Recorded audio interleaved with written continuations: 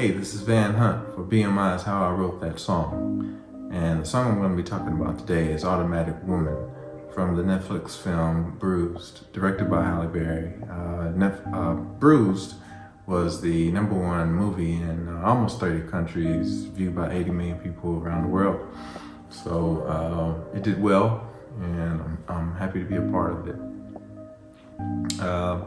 Just a little about me. I've been a BMI affiliate for 30 years. It's hard to believe that, hard to say that, but I started in 1990, I believe, and it was at a time when you could call BMI in their little office that they had in Nashville and get like a sweet little old lady on the phone who could walk you through the paperwork, because you had no Google, you had no website, no internet,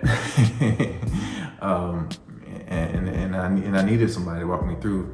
But I've been with BMI from my the first song I registered to then eventually the first song I had published, which is 1997, a song called Hopeless for a film called Love Jones. And I was with BMI then, and I was with BMI when I got my first record deal in 2001. With Capitol Records. I was with BMI when I received my Grammy in 2007. And now I'm still with BMI as this song Automatic Woman is being played around the world. The song is sung by and performed by H.E.R, the artist H.E.R, who I had always wanted to work with, and it was a real privilege.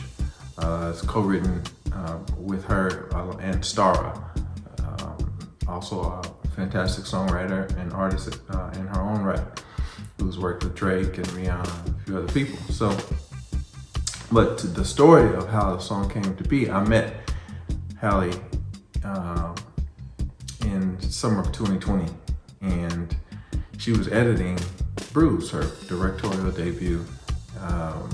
And in that process, you know, I'm going to the editing suite with her, and I've had to watch the film at that point, you know, 25, 30 times myself, just through watching her edit it. And we finally got to the point where she had everything in the film, all the music, except for the main title, which was the biggest song in the film, and it was gonna play the longest. And she was getting really frustrated because she couldn't find the song that she needed. She worked with a few people, and they just weren't able to come up with what she was looking for, just simply because they hadn't really spent the time with the film that she had. And I was the only other person with any kind of musical inclination who had spent that much time with her. And I slowly realized that I was going to be the person to deliver this for her. I felt like I could. And I realized what the film had in it, you know, with all these women working together as well. Oscar Matamia doing the score.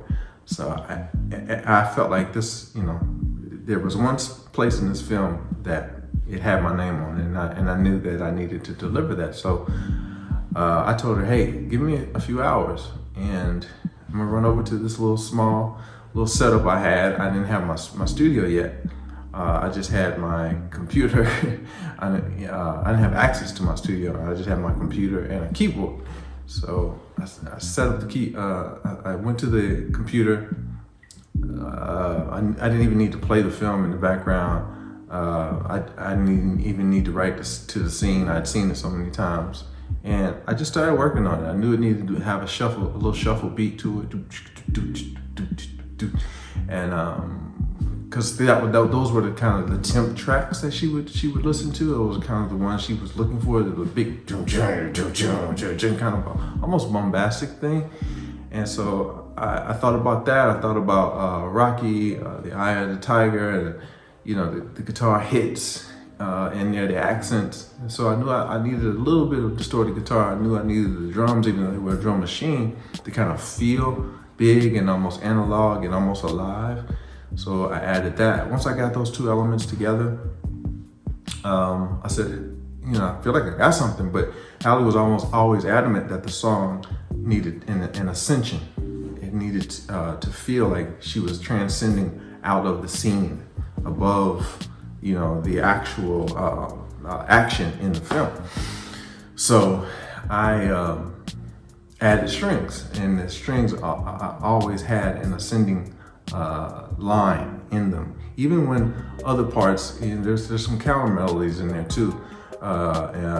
So it's definitely not homophonic, it's more polyphonic, but even when other lines are moving downward, there's always a line, a violin in particular, moving up.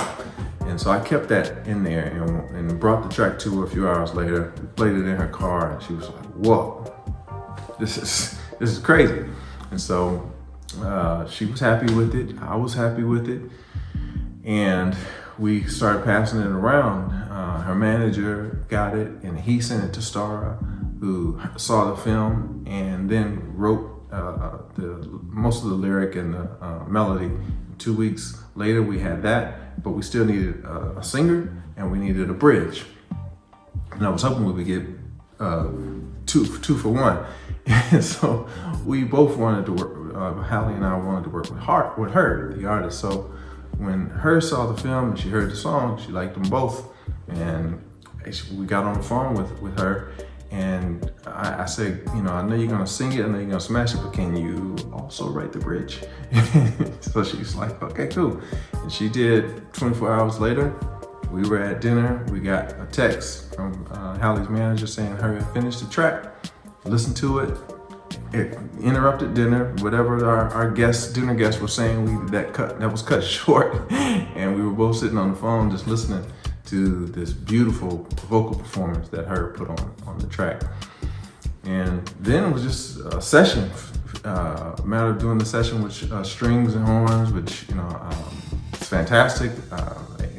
Being able to write for strings and horns, it's a rare thing for me these days, but I'm gonna do more of that, so that was fun, and that's my story.